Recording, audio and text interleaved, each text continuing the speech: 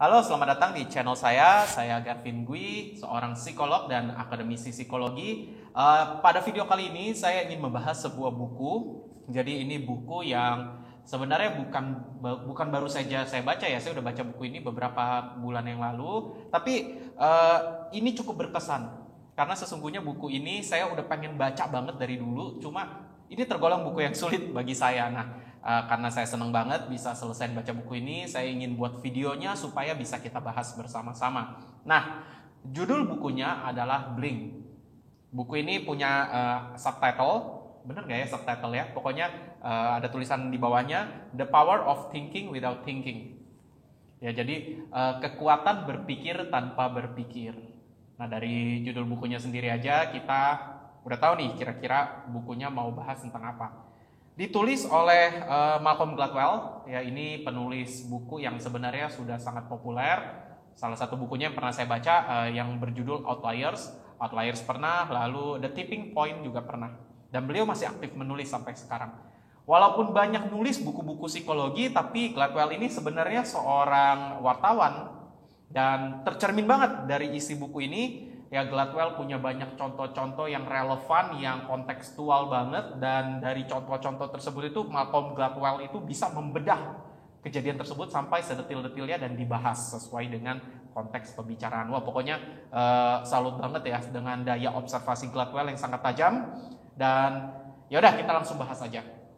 Kembali ke subjudul dari buku ini, The Power of Thinking Without Thinking. Ya, jadi berpikir tanpa berpikir.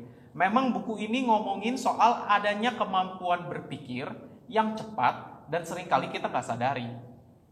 Di buku ini itu disebut sebagai thin slicing. Ya, slice itu kan ngiris ya, thin itu tipis, jadi kayak mengiris tipis, ya mengambil sebuah cuplikan dengan cepat, gitu. Ini Gladwell berargumen dengan sebuah cerita. Jadi waktu itu di sebuah museum, ya ada patung Getty Kuros. Ada sebuah patung. Nah, para ahli kurator dan ahli di museum tersebut itu sudah memeriksa patung tersebut dan mengatakan bahwa patung tersebut asli. Hanya satu orang yang berbeda pendapat. Ya, orang ini namanya adalah George Despinis. Saya bikin catatannya dulu karena nggak hafal nama semua tokoh yang disebut di dalam buku ini. Nah, George Despinis ini adalah ketua dari museum, ya dari sebuah museum gitu, kepala dari sebuah museum. Dan setelah melihat dengan singkat ya patung tersebut, George Despinis ini yakin banget kalau patung ini palsu. Tapi karena para ahli menyatakan patung ini asli, ya George Despinis nggak gitu dihirauin, sampai akhirnya terbongkar bahwa memang patungnya itu palsu. Nah, semua orang baru kaget. Ya, George Despinis cuma ngeliat sebentar udah tahu patung itu palsu. Ya, lalu ada lagi satu tokoh lagi yang cukup menarik, Vic Brother namanya. Ini seorang dulunya atlet tenis profesional yang sudah pensiun ya kurang lebih gitu. Vic ini menarik. Dia kalau lagi nonton tenis nih, dia bisa menebak orang ini bakal double fault atau enggak. Hanya ketika dia melihat orang itu lagi lempar bola dan mulai ngayunin raket, itu Vic udah bisa tahu bakal double fault atau enggak. Dan ini bikin orang-orang takjub karena prediksinya hampir selalu benar. Jadi kalau dibilang double fault itu biasanya benar kejadian double fault.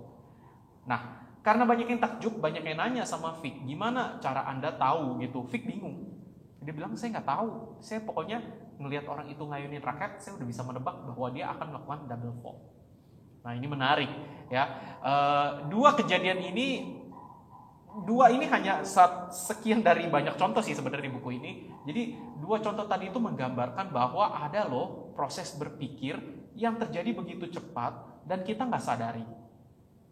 Nah, sesuai yang tadi saya katakan di buku Blink, Gladwell bilang ini thin slicing, yang mengiris tipis atau mencuplik secara tipis. Tapi sebenarnya di psikologi modern istilahnya adalah adaptive unconsciousness, ya ketidaksadaran adaptif, yang kalau mau didefinisikan secara singkat itu adalah kemampuan untuk berpikir secara cepat dan juga tidak disadari, ya tanpa sadar, mengandalkan bawah sadar. Mungkin kita sehari-hari ngomonginnya intuisi kali ya. Kalau kita suka bilang intuisiku mengatakan, perasaanku mengatakan bahwa kayaknya begini nih. Dan kejadian, benar. Ya, kita bilangnya itu feeling atau intuisi gitu. Tapi di psikologi adalah adaptive unconsciousness, dan kalau di buku ini thin slicing. Well, itu soal istilah. Ya, tapi mari kita lanjut bahas soal sistem berpikir cepat ini. Nah, saya udah mencatat beberapa untuk membantu saya ya menjelaskan. Jadi gini, thin slicing ini atau adaptive unconsciousness ini sebenarnya membantu kita untuk menghemat upaya kita. Ya, jadi kehadiran thin slicing ini bisa membantu kita untuk mengambil keputusan tanpa menggunakan terlalu banyak sumber daya dari otak kita. Maksudnya apa? Ada sebuah penelitian juga dari Gosling, ini penelitiannya menarik banget. Ya, jadi Gosling itu mengumpulkan 80 orang mahasiswa, lalu teman-teman baik ya, sahabat dari 80 mahasiswa itu juga dikumpulin. Ya, mereka diminta untuk mengisi kuesioner yang menggambarkan kepribadian dari mahasiswa tersebut. Ya, jadi 80 mahasiswa ini diminta datang juga teman-temannya, sahabatnya, lalu sahabat ini diminta mendeskripsikan melalui kuesioner ya tentang mahasiswa ini. Well, kita pasti berpikir kalau sahabat itu pasti bisa mengenal seseorang dengan baik lah. Nama juga sahabat kan, baik buruknya setidaknya sudah cukup diketahui. Nah, lalu Gosling penasaran. Ya penasaran, dia sekarang kumpulin lagi orang lain tapi yang asing, yang tidak mengenal 80 mahasiswa tersebut. Orang asing tersebut dikasih lihat foto-foto kamar dari mahasiswa tersebut selama 15 menit. Jadi orang asing ini cuma melihat foto-foto kamarnya selama 15 menit. Lalu orang asing ini juga diminta mengisi kuesioner yang sama yang menggambarkan kepribadian dari mahasiswa tersebut. Apa hasilnya? Nah, ini hasilnya luar biasa banget sih. Ternyata baik mau sahabatnya yang mendeskripsikan ataupun orang asing yang sudah melihat foto kamarnya ini hasilnya nggak beda jauh. Dengan kata lain, ini orang asing hanya melihat kamar aja bisa seakurat sahabatnya dalam menilai seseorang.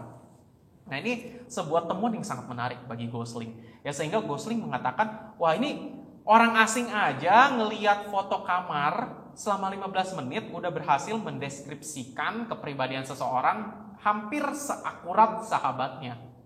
Artinya, dalam menilai seseorang, kita nggak perlu data banyak-banyak. Dan ini bisa dilakukan melalui thin slicing yang tadi ya disebutkan ya, melalui cuplikan tipis. Jadi kita nggak perlu banyak data, kita mengandalkan adaptive unconsciousness kita, konsep berpikir cepat kita. Nah, konsep berpikir cepat ini sebenarnya atau thin slicing ini atau adaptive unconscious ini atau intuisi ini banyak banget ya istilahnya. Semoga nggak bingung. Ini sebenarnya otak kita mengambil beberapa cuplik informasi yang kita anggap penting, lalu itu diolah di dalam pikiran kita, lalu itu mungkin kita lupakan, kita nggak sadar prosesnya, tapi itu menghasilkan sebuah simpulan yang kadangkala akurat. Wah, itu menarik banget. Ya, kita nggak butuh banyak informasi untuk mengambil sebuah kesimpulan. Kita bisa mengandalkan thin slicing atau adaptive unconscious kita. Nah, tapi thin slicing ini juga bisa berbahaya ternyata. Ya, ini di buku ini juga dikasih tahu ada sisi gelap dari thin slicing. Ya, jadi Gladwell bilangnya Warren Harding error. Ya, Warren Harding ini nama salah satu presiden Amerika Serikat yang konon katanya ini presiden terburuk sepanjang sejarah Amerika Serikat. Kenapa? Ya, karena sebagai seorang presiden kepribadiannya cukup urakan ya, suka main poker, terus lalu juga pemabuk ya, dan suka main perempuan. Dan oke lah, kalau mau ngomong itu nggak berkaitan sama kualitas kepemimpinan. Tapi kualitas kepemimpinannya pun parah, pelin-pelan dan sulit mengambil keputusan. Bayangkan seorang presiden nggak bisa ngambil keputusan. Nah, lalu George Gladwell ini mencari tahu ini gimana sih ceritanya kok bisa terpilih nih si Warren Harding ini. Ya, ternyata Warren Harding ini terpilih sebagai calon presiden ketika waktu itu konvensi Partai Republik lagi menemui kebuntuan. Jadi antara dua calon, mana nih yang bakal calon ya, mana yang mau ditampilkan sebagai calon untuk pilpres. Perdebatan sampai akhirnya mereka melihat Warren Harding, lalu wah ini Warren Harding dari penampilannya oke banget nih.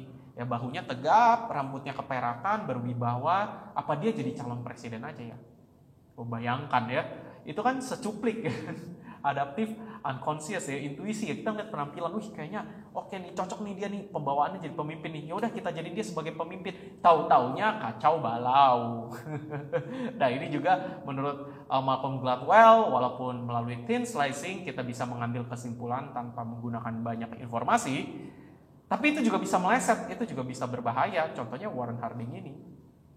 Terus kapan dong kita bisa pakai metode thin slicing ini? Kalau katanya bagus nih, bisa menghemat energi, tapi juga bisa error. Nah, Malcolm Gladwell ngomongnya sih gini, kita boleh pakai intuisi, boleh pakai feeling, boleh pakai thin slicing tadi, kalau kita memang berpengalaman dalam satu hal, kita memang pakar dalam hal tersebut. Jadi kalau Anda ini ahli kesehatan, Anda kalau mau ngambil keputusan cepat soal kesehatan, intuisi Anda soal kesehatan itu bisa dipercaya. Kemungkinan lebih bisa dipercaya lah daripada orang yang backgroundnya bukan kesehatan tapi ngomongin berintuisi secara kesehatan. Ya, jadi kan kita dalam kehidupan sehari-hari kan suka muncul intuisi kan, feeling kan, kita ngambil kesimpulan berdasarkan informasi yang terbatas banget. Nah, masalahnya kita ini pakarnya atau bukan? Kalau kita bukan pakar, kita jangan coba-coba ngambil kesimpulan berdasarkan informasi yang singkat. Kemungkinan besar meleset. Kecuali kalau pakar, ya mereka bisa ngambil informasi secara singkat lalu langsung menyimpulkan secara tepat. Mengapa? Karena sesungguhnya di bawah sadar mereka ini udah tertimbun banyak informasi, sehingga ketika ada informasi baru muncul, udah gampang konekinnya. Kurang lebih gitu. Nah, dari buku ini saya belajar banyak nih. Ya, dari buku ini saya belajar oh ya, menarik juga sih, dan salah satu errornya ya saya tadi lupa ceritain soal tuntut dokter. Mungkin Anda kaget juga kalau mendengar bahwa sebagian besar kasus dokter yang dituntut itu bukan karena salah kasih treatment, itu karena mereka dianggap gak ramah sama pasiennya. Jadi ada penelitiannya juga tuh. Jadi mereka yang menuntut dokter, jadi ceritanya dokter-dokter yang pernah dituntut deh gitu, dikumpulin datanya. Jadi kumpulin catatannya, dan ya yang bisa diwawancara, pasiennya masih diwawancara. Itu mostly dokter-dokter yang dituntut itu ternyata mereka nggak salah kasih treatment loh. Tapi mereka dinilai oleh pasiennya kurang ramah aja. Nah itu bayangin juga ya bahayanya thin slicing ya. Kita ngambil kesimpulan cepet banget karena lihat karena kita lihat dokter ini nggak ramah, kita langsung anggap nggak kompeten. Well, menarik banget. Ya, dan dari buku ini saya belajar beberapa hal. Pertama, walaupun orang-orang mengatakan don't judge book by its cover, jangan nilai buku dari covernya, tapi sesungguhnya orang-orang menilai buku dari covernya. Sesungguhnya orang-orang melakukan thin slicing juga ke kita. Mereka menilai kita hanya dari data yang terbatas tentang diri kita. Dalam beberapa detik pertama mereka melihat kita, mereka udah langsung melakukan penilaian, disadari atau tidak disadari. Ya, ini terjadi dalam kasus Warren Harding kan. Nah, sehingga saya dari sini belajar kalau gitu saya harus menciptakan kesan yang baik di depan orang, apalagi orang yang baru pertama kali ditemui. Ya, ciptain kesan baiknya nggak harus gimana-gimana banget, berpakaian secara pantas, berpenampilan secara pantas, menimbulkan kesan baik. Oke, yang kedua, kita ternyata nggak butuh terlalu banyak informasi dalam mengambil sebuah keputusan. Ya, jadi yang penting kita punya informasi yang presisi, kita punya informasi yang relevan, kita bisa mengambil kesimpulan. Jangan berkutat pada proses ngambil informasi yang terlalu banyak. Jangan ngabisin waktu lah, karena belum tentu juga semakin banyak informasi kita akan semakin baik dalam mengambil keputusan. Ya, kasus Gosling tadi kan, hanya lihat foto kamar selama 15 menit udah bisa hampir seakurat sahabatnya dalam mendeskripsikan kepribadian. Ya, karena data kamar itu memang menggambarkan kita sebenarnya kan. Nah, itu yang kedua.